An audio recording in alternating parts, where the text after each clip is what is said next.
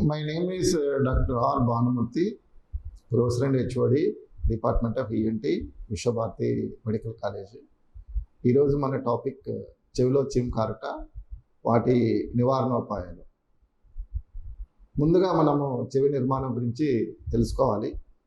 చెవి నిర్మాణంలో 3 భాగాలు ఉన్నాయి. వెలుపల చెవి, మధ్య చెవి, లోపల చెవి. వెలుపల చెవిని ఎక్స్టర్నల్ ఇయర్ అంటారు, sound collection.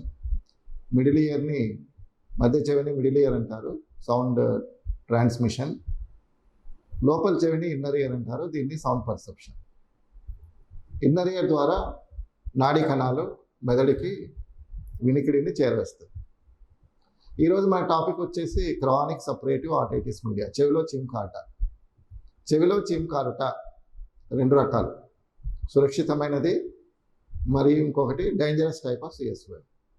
Safe type of CSOM మరి ఒకటి unsafe type of CSOM.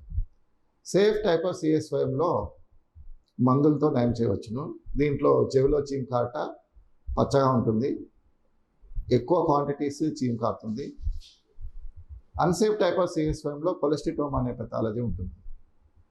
కొలెస్టిటోమా pathology వల్ల ఈ అన్సేఫ్ అని ఎందుకు అన్నారంటే, దీని ద్వారా ఇన్ఫెక్షన్ మెదడుకు వ్యాపిస్తుంది.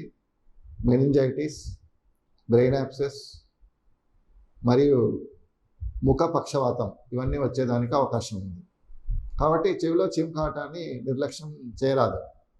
చెవిలో చీమ్ కారట ఎందువల్ల వచ్చిందని తెలుసుకోవాలి.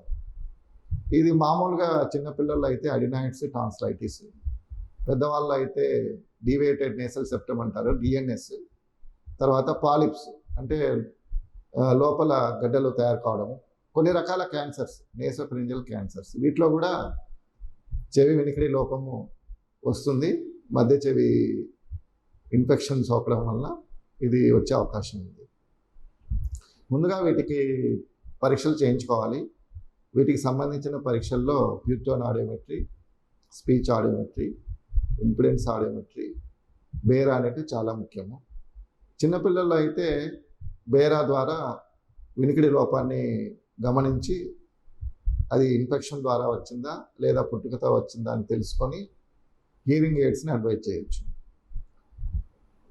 పెద్దవాళ్ళలో అయితే వినికిడి లోపము chronic separative otitis media, middle ear infection ద్వారా వచ్చినట్లయితే టింపనోప్లాస్టీ అనే సర్జరీ ద్వారా నయం చేయవచ్చు. ఈ టింపనోప్లాస్టీ సర్జరీలో కర్ణబేరికి పోలిన పొర, అనగా చెవి వెనకలి భాగమున టింపానిక్ మెంబ్రెయిన్ అనే పొర ఉంటుంది. ఈ టింపానిక్ మెంబ్రెయిన్ టెంపరల్ ఫేషియా అనే దాంతో రీప్లేస్ చేస్తారు. టెంపరల్ ఫేషియా అనే పొర ఉంటుంది. ఈ టెంపరల్ ఫేషియా పొరను తీసుకుని కర్ణబేరి పొజిషన్లో పెడతారనమాట. దీన్ని టింపనోప్లాస్టీ సర్జరీ అని చెప్పేసి అంటారు.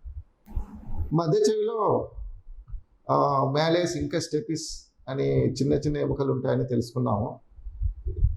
ఈ చిన్న ఎముకలకు ఇన్ఫెక్షన్ రావడం వల్ల అవి డ్యామేజ్ అయినట్లయితే ఆసిక్లోప్లాస్టీ అనే సర్జరీ ద్వారా రీప్లేస్ చేయవచ్చు. కొంతమందిలో డ్యూరింగ్ ప్రెగ్నెన్సీ, డ్యూరింగ్ లేబర్ చెవి వెనికిడి లోపాలు వస్తుంటాయి. దీన్ని అటోస్క్లెరోసిస్ అని జబ్బు అంటాము. ఈ అటోస్క్లెరోసిస్కి